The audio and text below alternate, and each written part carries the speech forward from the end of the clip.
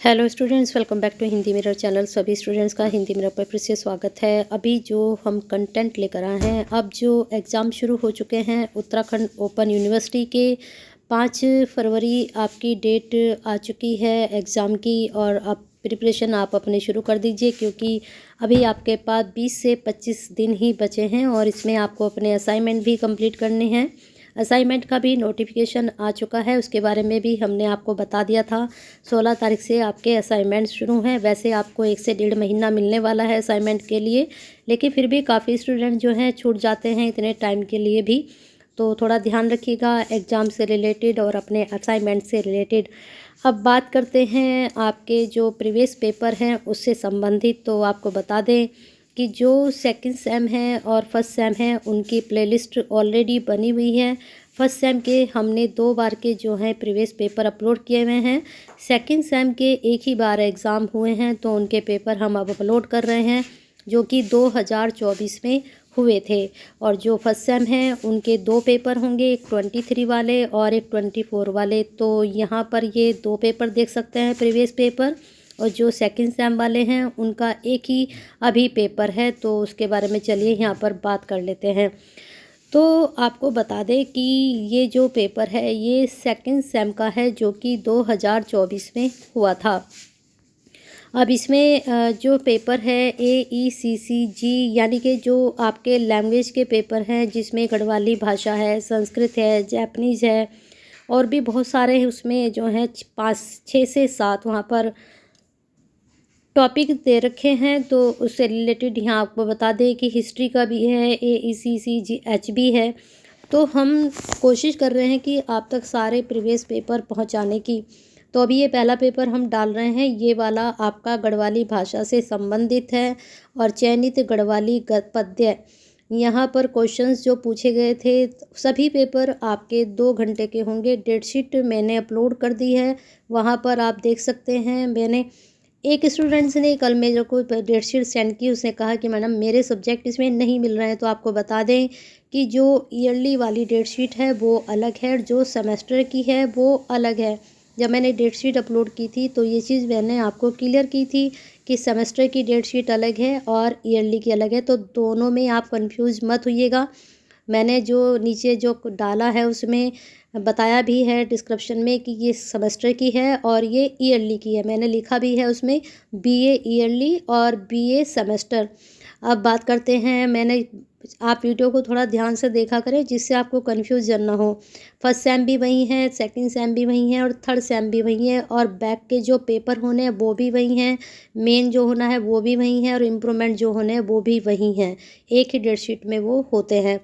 पहली जो शिफ्ट चलती है वो थर्ड की सेम की चलती है, फिर जो है सेकंड सेम की चलेगी और फिर फर्स्ट सेम की लास्ट में फर्स्ट सेम के पेपर हैं। तो थोड़ा आप ध्यान रखिएगा। ऐसी ही ईयरली में है, यहाँ पर जो है थर्ड ईयर है, फिर सेकंड ईयर है और फिर फर्स्ट ईयर है। तो चलिए शुरू कर देते हैं। यहाँ पर प्रश्न बता देते हैं। सभी प्रश्न जो हैं आपके 2 घंटे के आएंगे। पेपर बहुत लेंदी आता है, मैं हर बार इस चीज़ को समझाती हूँ कि थोड़ा टाइम मैनेजमेंट करके चलिए। और अब आपके एग्ज़ाम थोड़ा नज़दीक हैं, तो बाय बुक आप अपने नोट्स प्रिपेयर कीजिए। उससे क्या होगा, आपके नोट्स भी तैयार हो जाएंगे और साथ में क्या होगा, आपकी स्पीड भी बढ़ जाएगी लिखने की। तो इस वक्त जितना आप लिख सकते हैं लिखिए और अपनी स्पीड को इम्प्रूव कीजिए। अब यहाँ पर प्रश्न पत्र में 100 अंकों का है, जो कि 2 खंडों में डिवाइड होता है और यहाँ पर आपको प्रश्न हल करने हैं। चलिए यहाँ बता देते हैं। और एक चीज़ का और ध्यान रखिएगा, कोई भी B शीट आपको नहीं दी जाती है, एक ही शीट में आपको कंप्लीट करना होता है। तो फर्स्ट डे ही आप चेक कर लीजिएगा कितनी पेज की आपकी जो है क्वेश्चन जो उत्तर पुस्तिका जो होती है वह कितने पेज की आती है। फिर उसी हिसाब से आप लॉन्ग क्वेश्चन और शॉर्ट क्वेश्चन को अपने पेज के हिसाब से डिवाइड कीजिएगा। जितने नंबर का क्वेश्चन है उसी हिसाब से आप डिवाइड कर लीजिए। अब देखिए यहाँ पर ये 2 ही क्वेश्चन 26 नंबर का एक आ रहा है।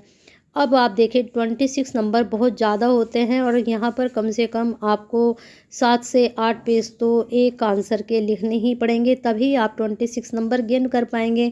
और अगर आप 26 नंबर में 2 से 3 ही पेज लिख कर आओ तो कौन आपको 26 नंबर देगा। तो कोशिश कीजिएगा कि आप जो है 7 से 8 पेज फिल करके आएँ। बाकी ऐसा नहीं कि आपको मैं 7 से 8 कह रही तो आप 7 से 8 ही फिल करके आएँ, पता चला आपने 4 ही क्वेश्चन करके आए आप, तो कुछ अपनी स्पीड का भी देखिएगा और अपने टाइम मैनेजमेंट का भी चेक कर लीजिएगा कि आप किस प्रकार से कर रहे हैं।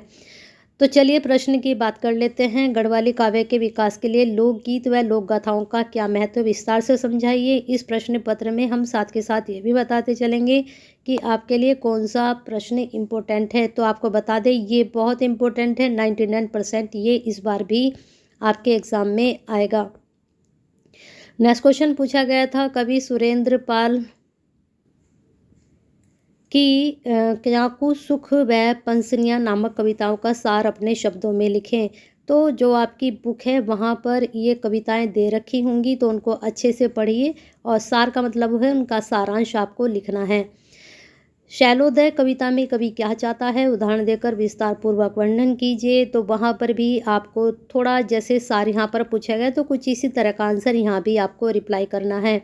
तो यहाँ आपको बता दें तो ये कविताओं की पंक्ति भी इस बार आपसे पूछी जा सकती है। नेक्स्ट क्वेश्चन है, गढ़वाल के प्रसिद्ध लोक गायक नरेंद्र सिंह नेगी का जीवन में साहित्य परिचय दीजिए और उनके द्वारा गाए गए 2 लोकप्रिय गीतों को विस्तार से वर्णन कीजिए। तो वही सार संबंधित यहाँ पर आपको बताना है और जीवन परिचय भी आपको बताना है, और ये प्रश्न 99% इस बार भी आपके लिए इम्पोर्टेंट हो सकता है।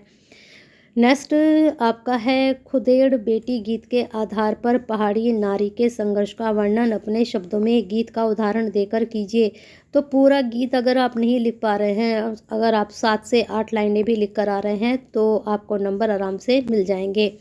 अब बात करते हैं शॉर्ट क्वेश्चन की। शॉर्ट क्वेश्चन 12 नंबर का एक आता है, तो 12 नंबर में भी कम से कम आप 3 से 4 पेज तो ज़रूर फिल करके आइए, तभी आप अच्छे नंबर गेन कर पाएंगे। ठीक है, तो चलिए यहाँ पर अब देख लेते हैं 12 नंबर में कौन कौन से प्रश्न आपके पूछे गए थे। पहला प्रश्न यहाँ पर पूछा गया था, गढ़वाल में जागर सम्राट के नाम से कौन लोक गायक प्रसिद्ध है, उनके द्वारा गाए गए एक लोकप्रिय जागर का नाम लिखिए। अब यहाँ पर जागर सम्राट के बारे में आपसे पूछा गया, लेकिन जागर के बारे में 100% इस बार भी कोई ना कोई प्रश्न आपसे ज़रूर पूछा जाएगा। नेक्स्ट क्वेश्चन, गढ़वाली साहित्य का आदि काव्य किसे कहा गया, वेरी इंपॉर्टेंट। पवाड़ों का रचनाकाल कब से कब तक माना जाता है, ये भी आपके लिए इम्पोर्टेंट है। चलते हैं नेक्स्ट, तृतीय उत्थान कब से कब तक माना जाता है, उदाहरण देकर समझाइए। किसी एक काव्य का नाम लिखकर उसकी विशेषता को स्पष्ट कीजिए। उर ख्यालों चुलो विषेड़ी शब्दों के अर्थ उदाहरण देकर स्पष्ट कीजिए। फिर आपका नेक्स्ट क्वेश्चन 7 पूछा गया था, कवि को देखकर रसोई घर में कौन हंसने लगा और क्यों हंसने लगे, घटना का वर्णन कीजिए। यहाँ पर भी कुछ इस तरह से आपको 7 टाइप में ये आंसर देना है। चलिए आगे चलते हैं, किसी एक महाकाव्य का नाम लिखकर, ये बहुत अच्छा प्रश्न है और बहुत इजी भी है, इसको भी आप कर जा सकते हैं। तो 8 क्वेश्चन मिलते हैं, 8 में से कोई 4 करने होते हैं, बहुत सारे आपके पास ऑप्शन होते हैं। नेक्स्ट क्वेश्चन यहाँ पर लास्ट क्वेश्चन पूछा गया था, बिसोड़ी को ढूंढू किसके जीवन संघर्ष का साक्षी और कैसे स्पष्ट कीजिए। इजी प्रश्न पत्र था, इससे इजी और क्या होगा आपके लिए।